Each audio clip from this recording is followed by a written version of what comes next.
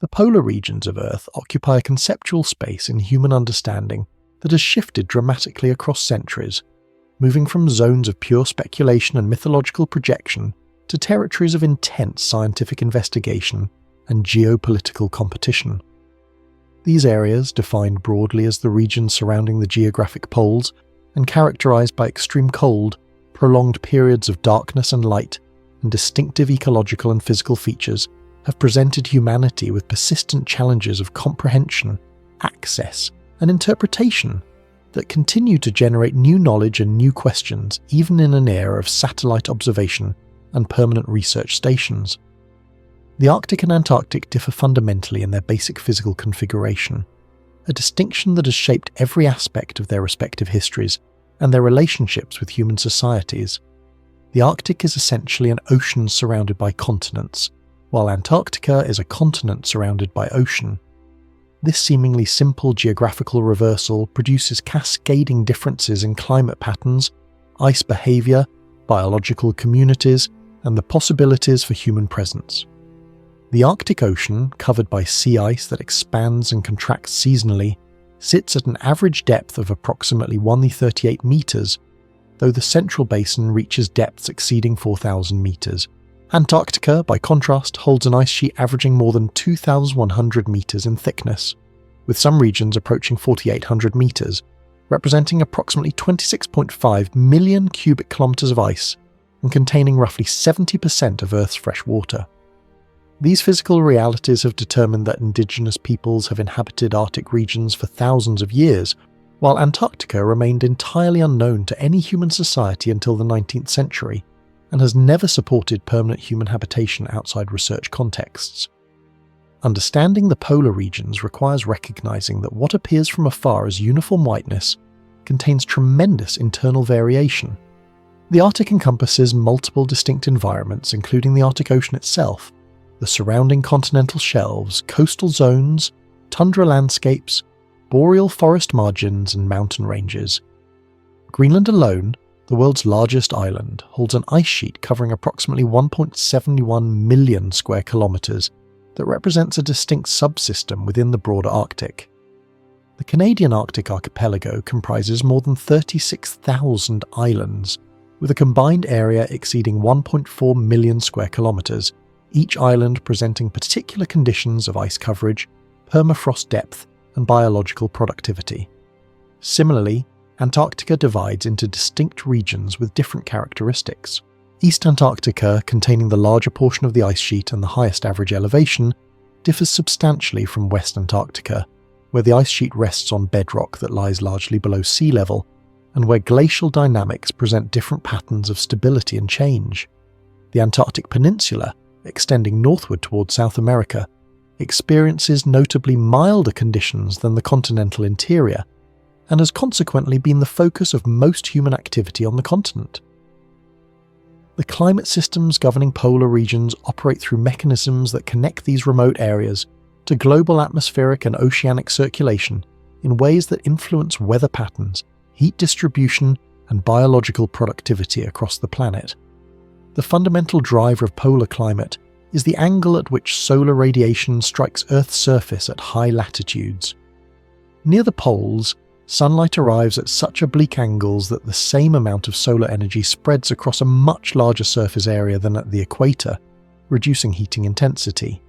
Additionally, the high reflectivity of snow and ice, termed albedo, causes a substantial portion of incoming solar radiation to bounce back into space rather than being absorbed as heat. Ice and snow can reflect between 80 and 90% of incoming solar radiation, while open ocean water reflects only about 6%. This creates a powerful feedback mechanism in which ice presence reinforces cold conditions, while ice loss accelerates warming, a process that has become central to understanding contemporary climate change in polar regions. The polar atmosphere interacts with lower latitudes through large-scale circulation patterns that transport heat poleward and influence weather systems across hemispheres. In the Arctic, the polar vortex, a band of cold air circulating around the pole in the stratosphere, and the polar jet stream, a fast-moving current of air at lower altitudes, work together to contain cold air masses. When these systems weaken or become distorted, cold Arctic air can push southward into temperate regions while warmer air intrudes northward, producing weather events that remind populations far from the poles of their connection to polar climate dynamics. The southern hemisphere operates somewhat differently, because Antarctica is surrounded by the Southern Ocean, where the Antarctic Circumpolar Current, the world's largest ocean current by volume, circles the continent and creates a barrier that partially isolates Antarctic climate from lower latitudes. This current, driven by powerful westerly winds, transports approximately 134 million cubic meters of water per second, more than 100 times the combined flow of all the world's rivers, and creates conditions of rough seas, strong winds, and persistent cloud cover that historically made approach to Antarctica difficult and dangerous. Sea ice formation and behaviour differ between the two polar regions in ways that reflect their distinct physical configurations. Arctic sea ice forms on an enclosed ocean and persists year-round in the central basin, though its extent varies seasonally between approximately 6 million square kilometres at the summer minimum and 15 million square kilometres at the winter maximum.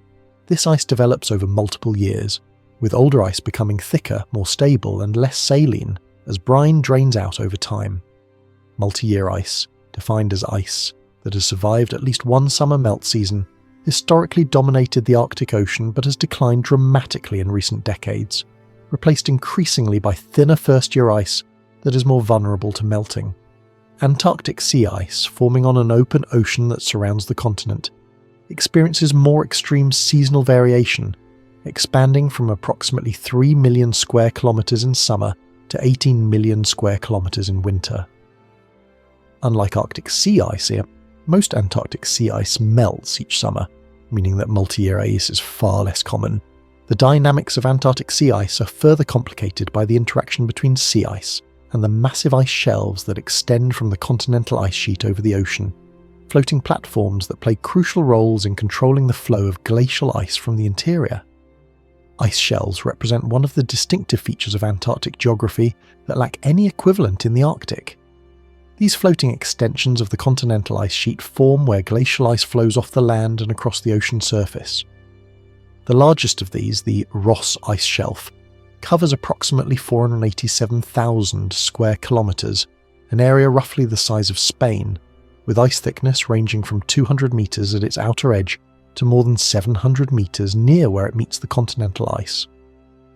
The Filchner-Ronne Ice Shelf, even more massive though more irregularly shaped, covers a similar area. These ice shelves matter not merely as geographical features, but as structural elements that buttress the flow of ice from the continental interior. When ice shelves weaken or collapse, the glaciers behind them can accelerate dramatically, increasing the rate at which ice moves from land to ocean and contributing to sea level rise.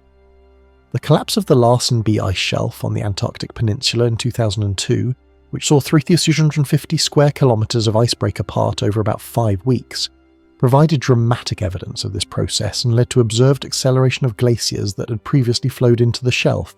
The Larsen ice shelf had collapsed in 1995, and sections of the Wilkins ice shelf broke away in 2008 and 2009, illustrating patterns of change concentrated on the Antarctic Peninsula, the region of Antarctica that has experienced the most pronounced warming. The ice sheets themselves, both in Greenland and Antarctica, represent accumulations of snowfall over hundreds of thousands of years, compressed into ice that preserves records of past atmospheric conditions. Snow falling onto these ice sheets compresses under the weight of subsequent snowfall, trapping air bubbles that contain samples of past atmospheres. As ice forms from compressed snow, these air bubbles become increasingly isolated from the surrounding environment, creating time capsules that scientists can analyse to determine past concentrations of carbon dioxide, methane, and other gases, as well as isotopic signatures that indicate past temperatures. The deepest Antarctic ice cores, extracted from sites like Dome Sea and Vostok, extend back more than 800,000 years, providing continuous records of atmospheric composition through multiple glacial and interglacial cycles. These records have been crucial in establishing the relationship between greenhouse gas concentrations and global temperature, showing that current carbon dioxide levels exceed anything in the ice core record by a substantial margin, Greenland ice cores, though covering shorter time spans due to the younger age of Greenland's ice sheet, provide higher resolution records of more recent climate history, including abrupt climate shifts during and after the last ice age that demonstrate the climate system's capacity for rapid change.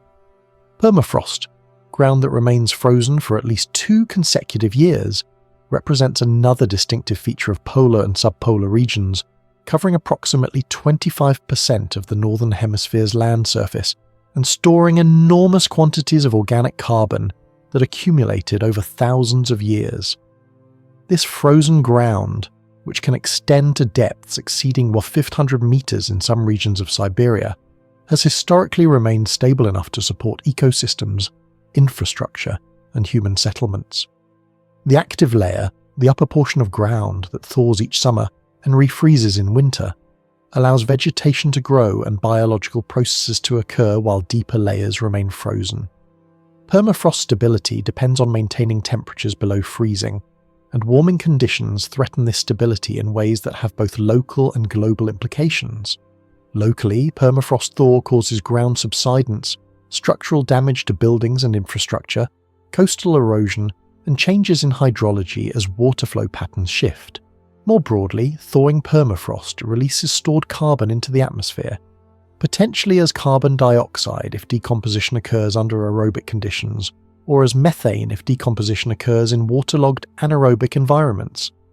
The total carbon stored in permafrost has been estimated at approximately 1,500 billion metric tons, roughly twice the amount currently in the atmosphere, though only a fraction of this would be released under any given warming scenario. Nevertheless, permafrost carbon release represents a potential feedback mechanism in which warming causes carbon release that causes further warming, and monitoring and understanding this process has become a significant focus of Arctic research. The biological communities of polar regions have adapted to conditions that would seem to preclude complex life, developing physiological and behavioral strategies that allow survival in extreme cold, prolonged darkness, and environments where productivity is concentrated in brief seasonal pulses. The fundamental characteristic of polar ecosystems is their relatively low biological productivity compared to temperate and tropical regions, a constraint imposed by limited solar energy availability, short growing seasons, and nutrient limitations. However, within these constraints, polar regions support distinctive communities that include some of the largest aggregations of certain species found anywhere on Earth. The Arctic supports approximately 21,000 known species of mammals, birds, fish, invertebrates, plants, and microorganisms, while Antarctica, with its more extreme conditions and isolation, supports a smaller number, with most Antarctic diversity concentrated in marine environments and the relatively mild Antarctic Peninsula. Both polar regions are characterized by food webs that depend heavily on marine productivity, with sea ice serving as a critical platform for organisms ranging from ice algae to polar bears. Marine mammals have achieved perhaps the most impressive adaptations to polar conditions, with species like bowhead whales, narwhals, and walruses in the Arctic and various species of seals and whales in the Antarctic, demonstrating physiological capabilities that allow year-round or seasonal residence in frigid waters. The bowhead whale, found exclusively in Arctic and subarctic waters, possesses the thickest blubber layer of any whale species, reaching up to 50 centimeters, providing insulation that allows it to inhabit waters that would be lethal to other large mammals. These whales can live for more than 200 years, making them among the longest-lived mammals known, and their populations, though reduced by commercial whaling to perhaps 10% of historical levels, have shown recovery in recent decades. Narwhals, with their distinctive spiral tusks that actually represent elongated teeth, spend their entire lives in Arctic waters, diving to depths exceeding 1,500 meters to feed on halibut and other deep-water fish. The mechanisms by which narwhals and other Arctic marine mammals avoid decompression sickness during repeated deep dives remain subjects of ongoing research. In Antarctic waters, 6 species of seals, including the craybeater seal, the most numerous large mammal on Earth after humans with a population estimated between 15 and 40 million individuals, have adapted to life on and around sea ice. Despite its name, the craybeater seal feeds almost exclusively on Antarctic krill, using specially adapted teeth to filter these small crustaceans from seawater. This dietary specialization illustrates the central role of krill in Antarctic marine ecosystems, where these small shrimp-like animals serve as the primary link between phytoplankton productivity and larger predators. Antarctic krill, Euphorbia superba, represents one of the most abundant animal species on Earth, with biomass estimates ranging from 100 million to 500 million metric tons, though these estimates carry substantial uncertainty due to the difficulty of surveying krill populations across the vast Southern Ocean. These animals, reaching lengths of about 6 centimeters and weights of about 2 grams, aggregate in swarms that can contain millions of individuals per cubic meter of water and extend across kilometers of ocean. Krill feed on phytoplankton, microscopic plants that bloom in Antarctic waters during the brief summer when continuous daylight enables photosynthesis. The timing and extent of phytoplankton blooms depend on sea ice conditions, with ice edges and retreating ice fronts often producing particularly rich blooms as nutrients and light become simultaneously available. Krill in turn feed almost every larger predator in Antarctic waters, including penguins, seals, squid, fish, and whales. Baleen whales in particular, including blue whales, fin whales, humpback whales, and minke whales, consume enormous quantities of krill during Antarctic summer feeding seasons, building fat reserves that support their migrations to warmer breeding waters. A single blue whale can consume up to 4 metric tons of krill per day during peak feeding periods, and historical populations of great whales may have consumed more than 150 million metric tons of krill annually before commercial whaling reduced whale numbers by 70 to 90%. Seabirds represent another major component of polar biological communities, with species adapted to both the extreme conditions of polar environments and the abundant marine resources available during productive seasons. Penguins, found exclusively in the southern hemisphere with most species concentrated in and around Antarctica, have evolved flightlessness in favour of swimming efficiency, using their modified wings as powerful flippers that enable pursuit of fish and krill to considerable depths. The emperor penguin, the largest penguin species at heights approaching 1.2 meters and weights up to 45 kilograms, represents perhaps the most extreme adaptation to polar conditions among birds, breeding during Antarctic winter when temperatures can drop below -60 degrees Celsius and hurricane-force winds sweep across the sea ice. Male emperor penguins incubate eggs on their feet, protecting them beneath a fold of abdominal skin for approximately 65 days, while females return to the sea to feed, and the huddling behaviour of incubating males, in which thousands of birds press together and slowly rotate through exposed and protected positions, allows survival through conditions that would kill any individual bird alone.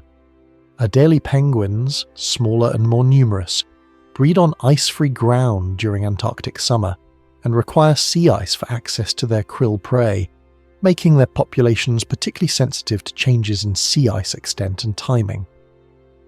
In the Arctic, seabirds include auks, murreys, guillemots, puffins, and various species of gulls and terns, many of which nest in enormous colonies on cliff faces and offshore islands. The Arctic tern holds the record for the longest annual migration of any animal, breeding in Arctic regions during the Northern Hemisphere summer and then migrating to Antarctic waters for the Southern Hemisphere summer, experiencing continuous summer and more daylight per year than any other creature. These migrations, which can exceed 70,000 kilometers annually, connect polar ecosystems through the bodies of birds that transfer nutrients and energy between hemispheres. The little auk, a small seabird nesting in vast colonies across the Arctic, occurs in such numbers that its excrement significantly affects local vegetation and soil chemistry around nesting areas, creating patches of enhanced plant growth that influence the ecology of surrounding tundra landscapes. The transport of marine-derived nutrients onto land by seabirds represents one of the ways that highly productive polar marine ecosystems subsidize less productive terrestrial environments. Polar terrestrial ecosystems, particularly in the Arctic where land extends to high latitudes, support biological communities adapted to short growing seasons, cold temperatures, and in some regions, continuous daylight during summer.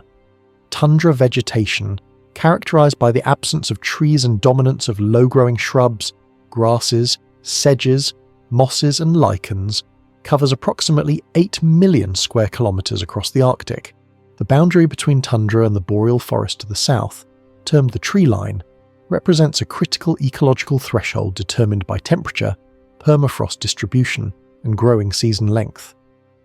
North of the tree line, trees cannot survive, though individual stunted specimens may persist in sheltered microsites.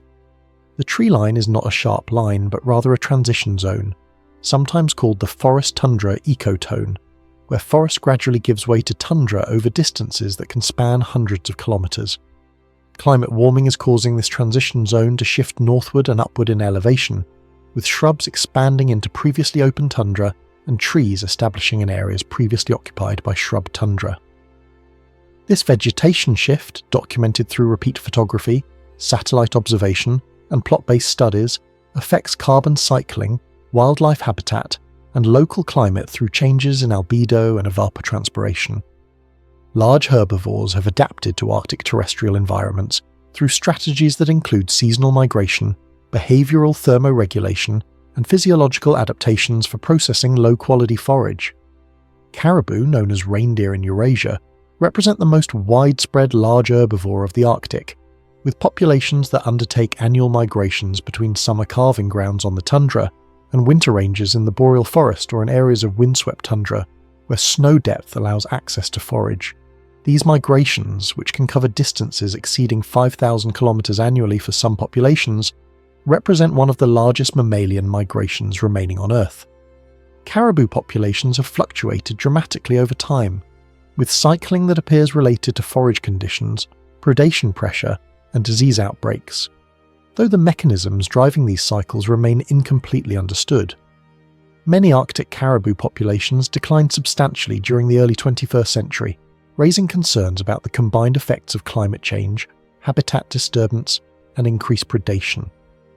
Muskoxen, the other major large herbivore of the high Arctic, do not migrate but instead remain on the tundra year-round, surviving winter by reducing activity, growing dense undercoats, and using their hooves to dig through snow to reach vegetation.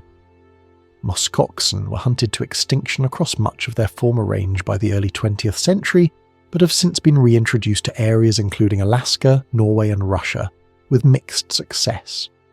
Predators at the top of Arctic food webs include polar bears, Arctic wolves, and Arctic foxes, each adapted to hunting prey in snow-covered and ice-covered environments.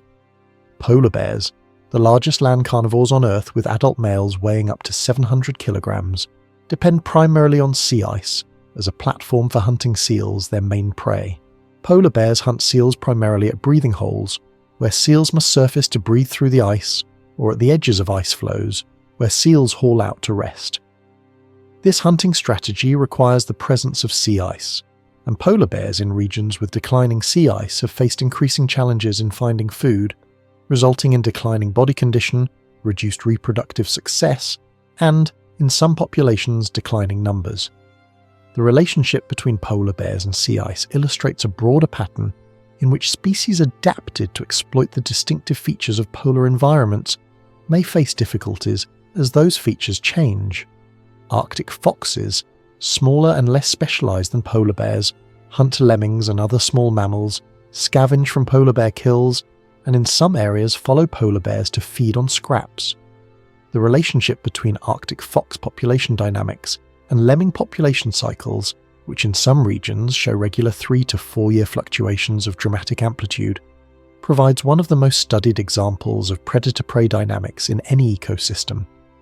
The human history of polar regions differs dramatically between the Arctic, which has been inhabited for thousands of years, and the Antarctic, which remained beyond human knowledge until approximately 2 centuries ago. Archaeological evidence indicates that humans first entered Arctic regions of Eurasia during the last ice age, with sites in northern Russia dating to more than 30,000 years ago. Though these early occupations may have been temporary or seasonal, the end of the last ice age, approximately 11,700 years ago, opened new territories for human expansion as ice sheets retreated and tundra environments developed. Across Eurasia, various populations adapted to northern conditions, developing technologies and social organizations suited to hunting reindeer, fishing, and exploiting marine mammals. The North American Arctic remained uninhabited until relatively recently in archaeological terms. with the first humans entering approximately 5,500 years ago during what archaeologists call the Arctic small tool tradition. These populations, and their successors in the Dorset and Thule cultures, developed increasingly sophisticated adaptations for Arctic survival, including techniques for hunting sea mammals from kayaks and umiaks, building snow houses and sod houses for shelter, and using dog sleds for transportation. Greenland was reached by humans from North America approximately 4,500 years ago, with several waves of migration and apparent periods of abandonment before the arrival of the Thule people around 200 years ago. The Thule culture, ancestral to modern Inuit populations, spread across the Arctic from Alaska to Greenland over a few centuries, bringing technologies including sophisticated whaling equipment that allowed exploitation of the largest marine mammals. This expansion coincided with the medieval warm period, a time of relatively warm climate conditions that may have favoured open water hunting and maritime travel. Thule people encountered Norse settlers in Greenland, who had established colonies on the island's southwestern coast beginning around the year 985. These Norse colonies, which at their peak may have housed 3,000 to 5,000 people, persisted for approximately 500 years before disappearing in the 15th century. The reasons for the collapse of Norse Greenland remain debated, with explanations including climate cooling during the Little Ice Age, declining trade connections with Europe, conflict with Inuit populations, economic unsustainability, and disease. The Norse colonization of Greenland represents an early example of European expansion into polar regions, though it was ultimately unsuccessful and left little lasting cultural or demographic impact on the island. Indigenous peoples of the Arctic developed diverse cultural traditions, languages, and subsistence strategies adapted to particular environments and resources. The linguistic diversity of Arctic populations reflects thousands of years of separate development and migration, with language families including Eskimo Aleut, Nadini, Iralich, and others represented across the region. The Inuit, whose ancestors spread across the North American Arctic and Greenland, speak languages of the Eskimo Aleut family and traditionally depended on marine mammal hunting, particularly of seals, walruses, and whales, supplemented by caribou hunting, fishing, and gathering. The Yupik peoples of Alaska and northeastern Siberia, also speaking Eskimo Aleut languages, developed somewhat different subsistence patterns adapted to their particular environments. The Aleut of the Aleutian Islands developed maritime adaptations that included hunting sea otters and various seal species from kayaks in conditions of extreme cold, fog, and rough seas. Across northern Eurasia, Sami people in Scandinavia, Nenets, Khanty, Evenki, Chukchi, and numerous other groups developed traditions of reindeer herding, sea mammal hunting, fishing, and trapping, adapted to environments ranging from the maritime Arctic of Norway to the continental interiors of Siberia. Each of these cultural traditions represented accumulated knowledge about local environments, resources, and survival strategies developed over generations and transmitted through practice, oral tradition, and material culture. European exploration of the Arctic intensified from the 16th century onward, driven initially by the search for navigable routes to Asia that would avoid the long voyages around Africa or the territorial claims of Spain and Portugal in American waters. The Northwest Passage, a potential sea route through the Canadian Arctic linking the Atlantic and Pacific Oceans, and the Northeast Passage, a route along the Siberian coast, both attracted expeditions financed by merchants and governments hoping to gain commercial advantage. These early expeditions, including those of Martin Frobisher, John Davis, and Henry Hudson in the Northwest Passage, and of Willem Barents in the Northeast Passage, encountered the formidable barriers of ice, cold, and distance that would frustrate Arctic navigation for centuries. The search for a Northwest Passage claimed numerous expeditions, most famously that of Sir John Franklin, who departed England in 1845 with 2 ships and 129 men, none of whom returned. The Franklin expedition's fate, gradually revealed through decades of search expeditions and recent archaeological investigations, illustrated both the extreme hazards of Arctic exploration and the limits of contemporary European knowledge about Arctic conditions and survival. Whaling brought substantial European and American economic activity to Arctic waters from the 17th century onward, with impacts on whale populations, indigenous peoples, and the development of northern infrastructure. The bowhead whale, with its thick blubber yielding large quantities of oil and its baleen plates providing a valuable material for various manufactured goods, attracted whaling vessels first to the eastern Arctic around Svalbard and Jan Mayen, then to Hudson Bay, Davis Strait, and eventually the western Arctic. The Svalbard whale fishery, conducted primarily by Dutch, English and Danish vessels during the 17th century, reduced local bowhead populations so severely that whalers had to venture progressively farther from shore and eventually seek new whaling grounds entirely. American whalers dominated the bowhead fishery in later centuries, particularly in the western Arctic during the mid-19th century, when American whaling ships penetrated through the Bering Strait into the Chukchi and Beaufort Seas. Whaling brought Arctic regions into global economic networks, introducing trade goods, diseases, and new technologies to indigenous populations, while extracting biological resources at rates that proved unsustainable. By the early 20th century, bowhead populations had been reduced to perhaps 10% of their pre-whaling numbers, and the commercial whale fishery in the Arctic essentially ceased. The scientific exploration of polar regions developed alongside commercial and strategic interests, with expeditions increasingly carrying naturalists, surveyors, and other specialists whose observations contributed to emerging disciplines, including oceanography, meteorology, geomagnetism, and biogeography. The series of Arctic expeditions during the 18th and 19th centuries accumulated observations of magnetic phenomena that revealed the difference between true north, defined by Earth's rotational axis, and magnetic north, the direction indicated by compasses. Understanding magnetic variation proved essential for accurate navigation, and mapping the behaviour of Earth's magnetic field at high latitudes became a significant scientific objective. The first and second International Polar Years, held in 1882, 1883 and 1932-1933 respectively, represented coordinated international efforts to conduct simultaneous observations across polar regions, establishing precedents for international scientific cooperation that would later characterise polar research.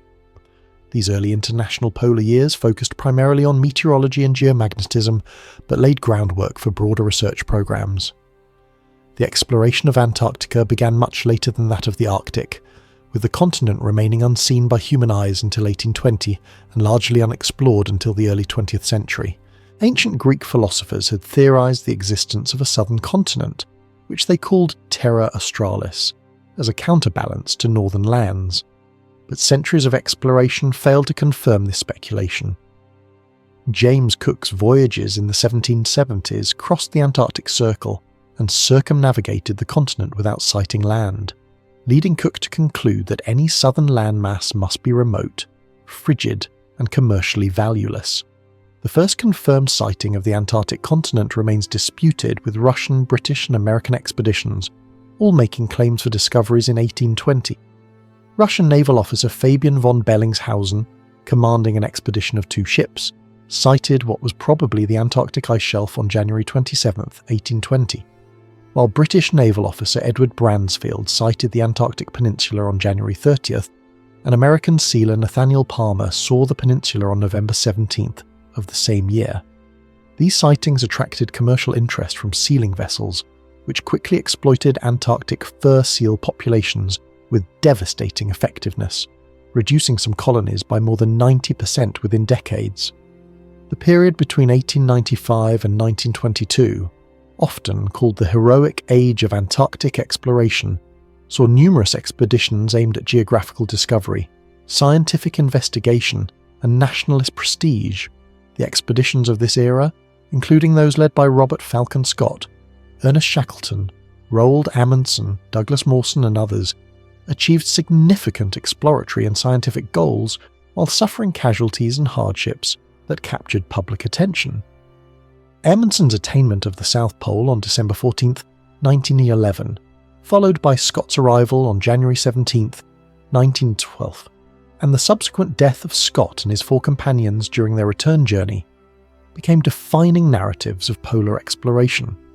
The scientific observations made during these expeditions, including geological collections, meteorological records, and biological specimens, contributed to understanding of Antarctic conditions and resources Though many scientific questions required technologies that would not become available for decades, Shackleton's Endurance expedition of 1914 to 1917, though failing in its goal of crossing the continent, produced one of the most remarkable survival stories in polar history, when the expedition ship was crushed by ice, and Shackleton led his crew to eventual rescue through a series of increasingly desperate measures, including an open boat voyage across the Southern Ocean to South Georgia. The 20th century brought profound changes to both polar regions through the development of aviation, radio communication, icebreaker vessels, and eventually satellite technology. Aircraft transformed polar exploration by enabling rapid reconnaissance, supply delivery, and evacuation that had previously been impossible. Richard Byrd's flights over the North Pole in 1926 and the South Pole in 1929, though the former remains disputed, demonstrated aviation capabilities in polar conditions. Soviet aviators established high-latitude flight routes and used aircraft to support drifting ice stations in the Arctic, beginning in the 1930s. After World War II, both superpowers invested heavily in polar capabilities, driven by strategic concerns about potential conflict across the Arctic and by scientific questions that polar regions were uniquely positioned to answer. The International Geophysical Year of 1957-1958, a coordinated international research program involving 67 nations, marked a turning point in Antarctic science and governance. During the IGY, 12 nations established scientific stations across Antarctica, conducting research in glaciology, meteorology, geomagnetism, and other fields.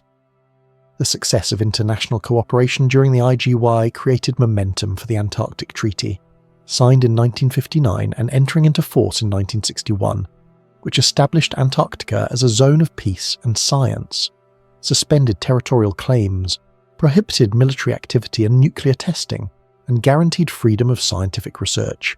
The Antarctic Treaty System has subsequently expanded through additional agreements addressing environmental protection, marine living resources, and other issues, creating a governance framework unique among Earth's regions. Territorial claims in Antarctica were made by 7 nations before the Antarctic Treaty suspended such claims without resolving their validity. The United Kingdom, claiming a sector based on early exploration and the dependencies of the Falkland Islands and South Georgia, was followed by New Zealand, France, Australia, Norway, Chile, and Argentina, with the Chilean and Argentine claims overlapping substantially with the British claim and with each other. These claims, based variously on discovery, occupation, contiguity, and the sector principle that projects national boundaries to the pole, remain legally ambiguous under the Antarctic Treaty, which neither recognises nor rejects them. No nation's territorial claim in Antarctica has received general international recognition, and 2 large sectors of the continent remain unclaimed. The question of Antarctic sovereignty becomes practically relevant in contexts including mineral resources, fishing rights, and jurisdiction over activities occurring within claimed sectors. Though the Antarctic Treaty System has generally succeeded in managing these issues through consensus-based governance, the contrast with the Arctic, where territorial sovereignty is clearly established except for certain disputed areas, reflects the different histories and physical configurations of the 2 polar regions.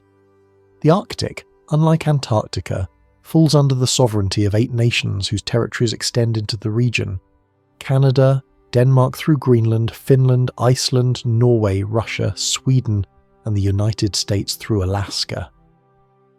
These Arctic states exercise jurisdiction over their Arctic territories according to domestic law and international agreements, including the United Nations Convention on the Law of the Sea, which establishes frameworks for maritime boundaries, continental shelf claims, and rights to marine resources.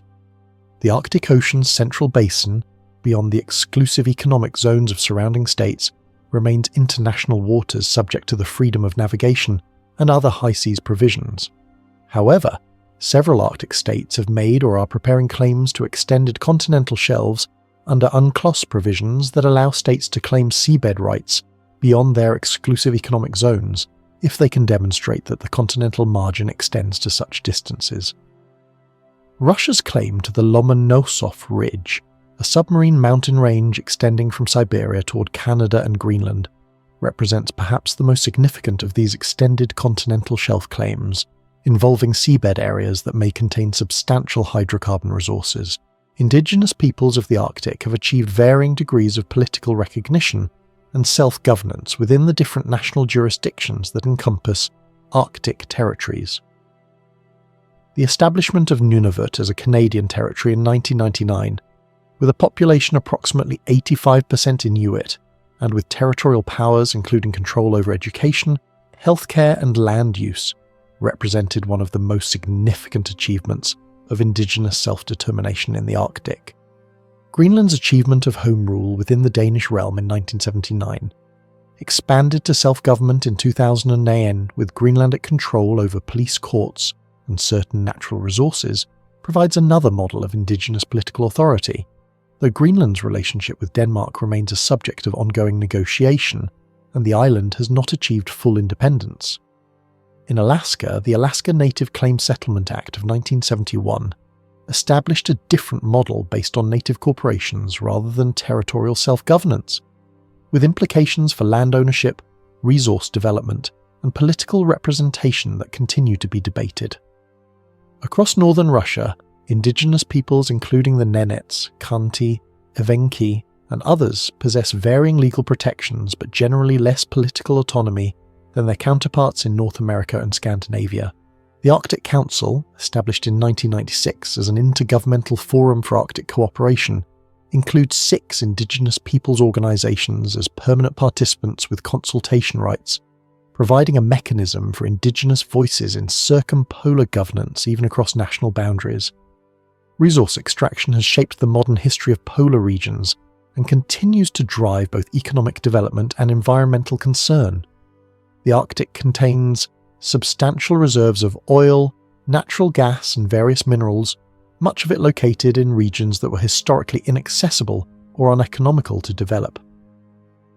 Russia's Yamal Peninsula, site of massive natural gas reserves, exemplifies the scale of Arctic hydrocarbon development, with the Yamal LNG project producing more than 16 million metric tons of liquefied natural gas annually, despite extreme cold, permafrost conditions, and remote location. The Trans-Alaska Pipeline system, constructed during the 1970s to transport oil from fields at Prudhoe Bay on Alaska's north slope to the port of Valdez, demonstrated the technical feasibility of Arctic oil development, while also generating controversies about environmental impacts, indigenous rights, and economic distribution that persist to the present. Norway's development of offshore oil and gas resources in the Barents Sea continues to expand northward, raising questions about the balance between economic benefits and environmental risks in increasingly sensitive areas. The prospect of mineral extraction in Greenland, where retreating glaciers are exposing potentially valuable deposits of rare earth elements, uranium, and other minerals, has entered Greenlandic political debates about development strategy and the economic basis for potential independence from Denmark. Antarctica's mineral resources remain protected under the Protocol on Environmental Protection to the Antarctic Treaty, which entered into force in 1998 and prohibits mineral resource activities other than scientific research. This prohibition, which can be reviewed after 2048 and may be modified by agreement of the treaty parties, reflects decisions made during the 1980s when negotiations toward an Antarctic Minerals Convention failed to achieve consensus and environmental concerns about Antarctic development intensified. The protocol designates Antarctica as a natural reserve devoted to peace and science, establishing environmental principles for all activities on the continent and in the surrounding Southern Ocean. Whether this prohibition will be maintained beyond 2048 depends on future developments, including technological capabilities for Antarctic resource extraction, global resource demands, and the evolution of international environmental values.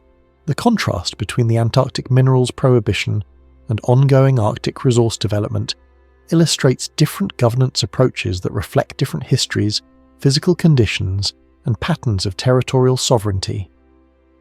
Fishing represents a significant economic activity in both polar regions, with distinct management frameworks reflecting different governance structures.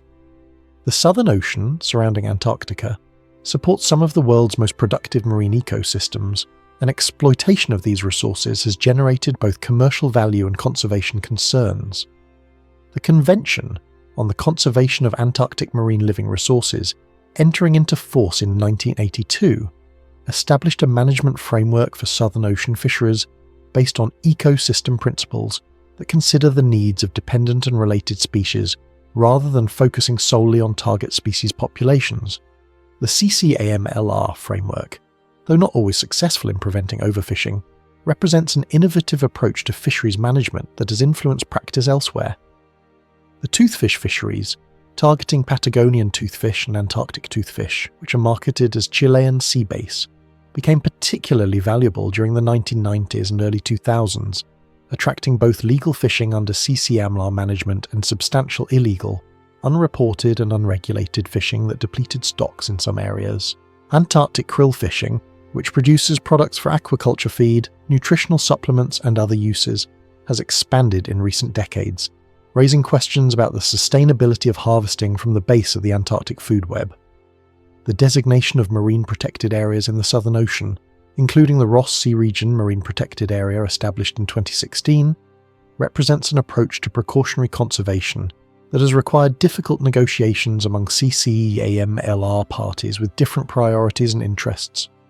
Arctic fisheries occur within national exclusive economic zones, subject to domestic management, and within international waters of the Central Arctic Ocean, where no current commercial fisheries exist. The Arctic Ocean's high seas remained closed to commercial fishing by ice until recently, but declining sea ice has opened questions about whether fishing should be permitted as access becomes possible. In 2018, 9 states and the European Union signed an agreement preventing unregulated fishing in the Central Arctic Ocean for at least 16 years while research is conducted to understand fish populations and potential sustainable yields. This precautionary approach contrasts with the historical pattern of fishing expanding into new areas, before scientific understanding is sufficient for sustainable management. Within national waters, Arctic fisheries include major commercial operations such as the Alaska pollock fishery, one of the world's largest by volume, and various fisheries for cod, salmon, shrimp, and other species in Norwegian, Russian, and other Arctic waters. Climate change is affecting Arctic fisheries through shifts in species distributions, changes in productivity, and alterations to the timing of biological events, creating both opportunities and challenges for fishing communities and management systems. Shipping through polar regions has increased as declining sea ice opens navigation routes that were historically impassable or passable only with great difficulty. The Northern Sea Route along Russia's Arctic coast and the Northwest Passage through the Canadian Arctic archipelago offer potential shortcuts between Europe and Asia that could reduce shipping distances significantly compared to routes through the Suez or Panama canals. The Northern Sea Route has seen increasing traffic, particularly of Russian vessels serving Arctic resource development projects, though transit shipping between Europe and Asia remains limited by navigational hazards, lack of infrastructure, insurance costs, and schedule unreliability. The Northwest Passage, with its more complex geography and more variable ice conditions, has seen less shipping development, and Canada's assertion of internal waters status for much of the passage, disputed by the United States and some other nations, adds jurisdictional complexity. The International Maritime Organization adopted the Polar Code, entering into force in 2017, which establishes mandatory safety and environmental standards for ships operating in polar waters, addressing issues including vessel construction, crew training, navigation equipment, and oil pollution prevention.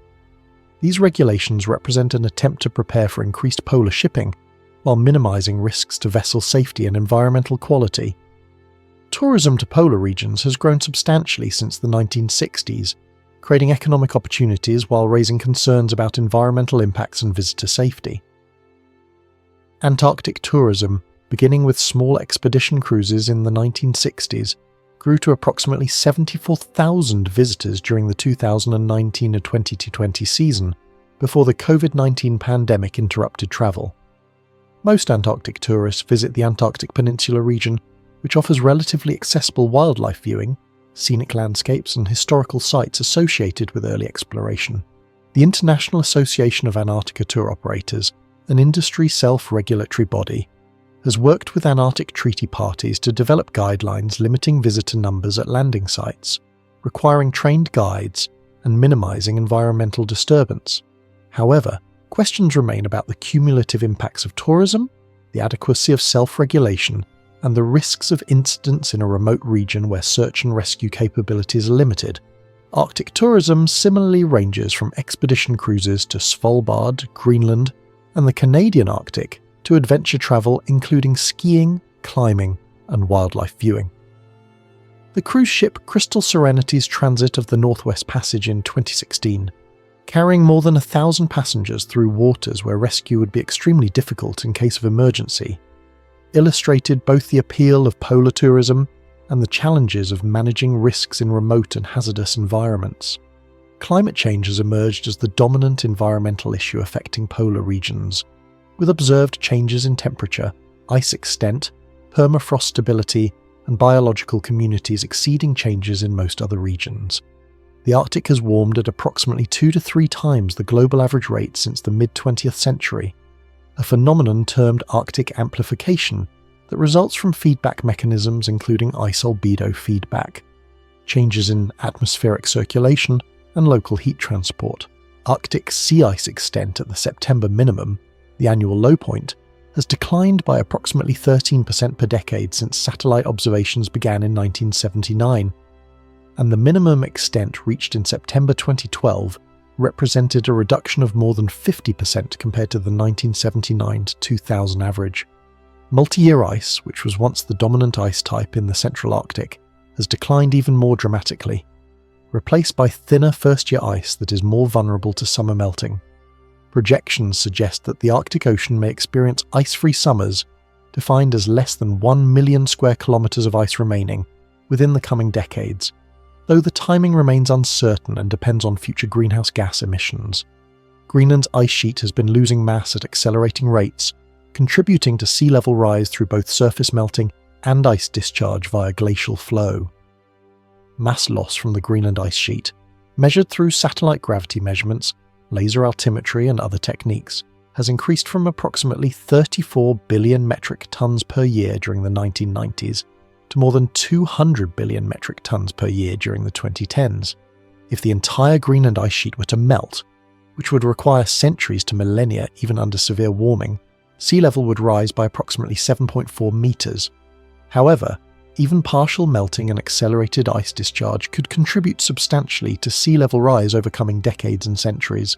The mechanisms controlling Greenland ice loss include surface melting, which has expanded to cover larger areas of the ice sheet and extended into higher elevations. Basal melting at the interface between ice and bedrock, influenced by geothermal heat and meltwater penetration, and ice dynamics in which glaciers accelerate their flow toward the sea. Understanding and projecting these mechanisms requires detailed observations of ice sheet behaviour combined with computer models that simulate ice physics under changing conditions. Antarctica presents a more complex picture of climate change impacts because different regions of the continent are experiencing different patterns of change. The Antarctic Peninsula, extending northward toward South America, has warmed substantially, with temperature increases of approximately 3 degrees Celsius since the 1950s, though some measurements suggest recent stabilisation or even cooling.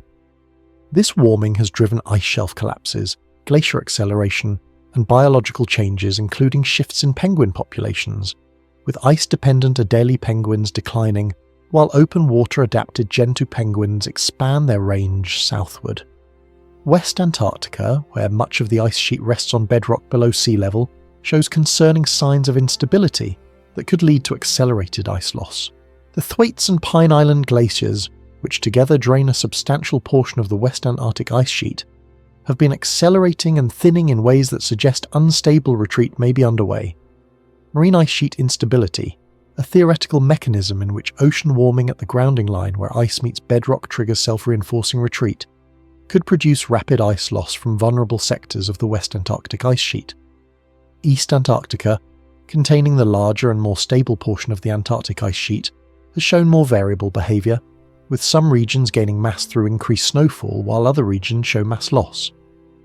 The net mass balance of the Antarctic ice sheet has shifted toward increasing ice loss, contributing to sea level rise, though rates remain smaller than Greenland's contribution. Southern ocean changes, including warming and freshening of water masses, changing sea ice patterns and shifts in biological productivity, have implications that extend beyond the polar region through ocean circulation and carbon cycling. The Antarctic bottom water, cold and dense water that forms in regions around Antarctica and sinks to fill the deep ocean basins, represents a critical component of global ocean circulation.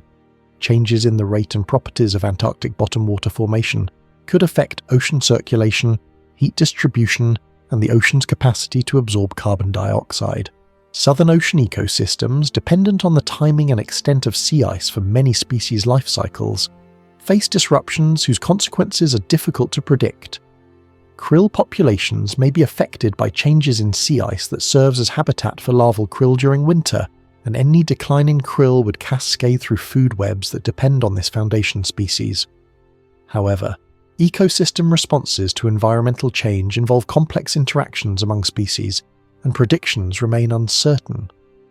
The polar regions have become critical sites for understanding Earth system processes because of their sensitivity to global changes and their influence on planetary scale phenomena.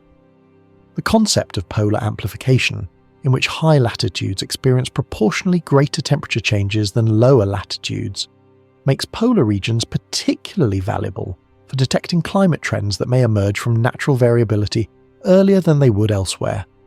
At the same time, changes in polar regions have consequences that propagate globally. Sea level rise from melting ice sheets affects coastal populations worldwide, regardless of their distance from the poles.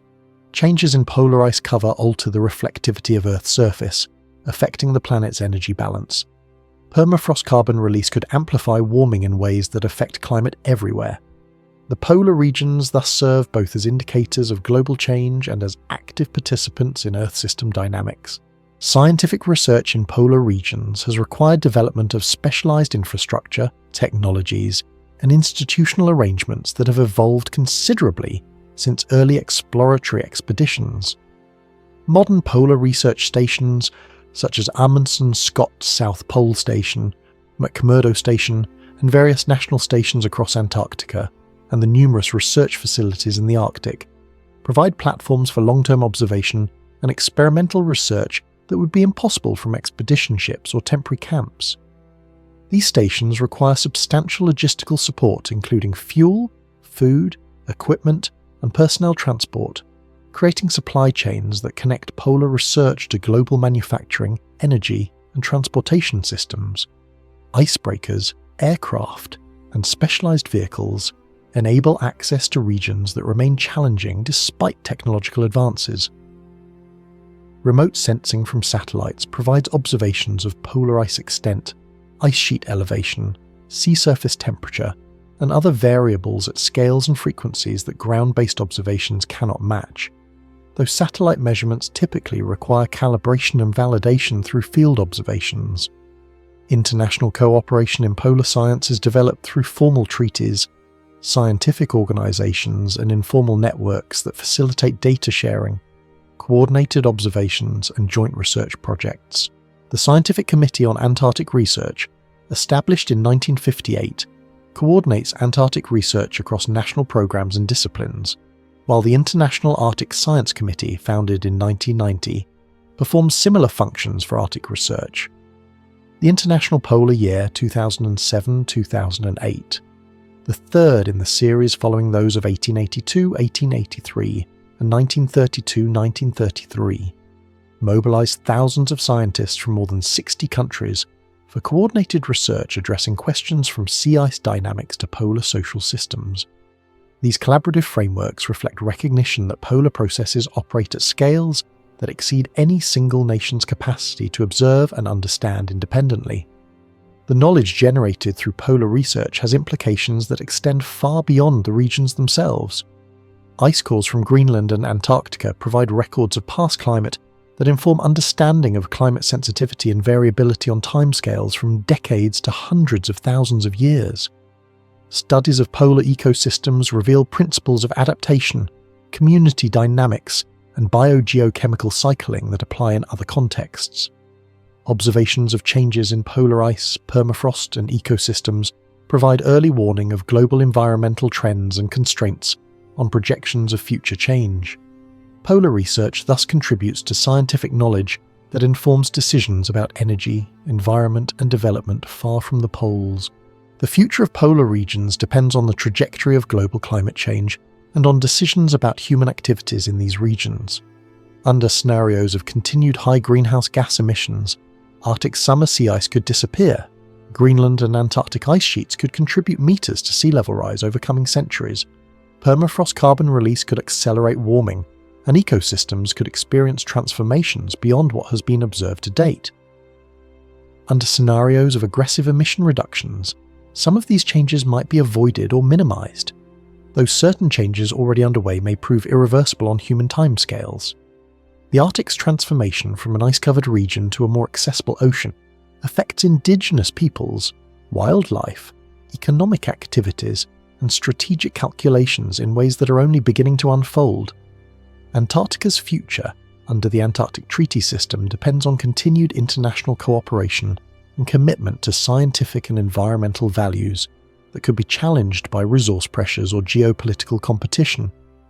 The polar regions thus represent not only distinctive environments with unique physical and biological characteristics, but also sites where humanity's relationship with the natural world is being tested and reshaped. The knowledge accumulated through centuries of exploration and decades of systematic research provides a foundation for understanding these regions, though much remains unknown. The governance frameworks developed through international negotiation, though imperfect, provide structures for managing activities and conflicts in regions that transcend national boundaries. The indigenous peoples of the Arctic, though facing disruptions to their environments and livelihoods, bring traditional knowledge and political voice to decisions affecting their homelands. The scientists working in polar stations, aboard research vessels, and with satellite data bring expertise and commitment to understanding systems of global significance. The polar regions, remote as they are from most human experience, remain connected to the rest of the planet through physical processes, biological migrations, economic flows, and the shared atmosphere and oceans that make Earth a single system.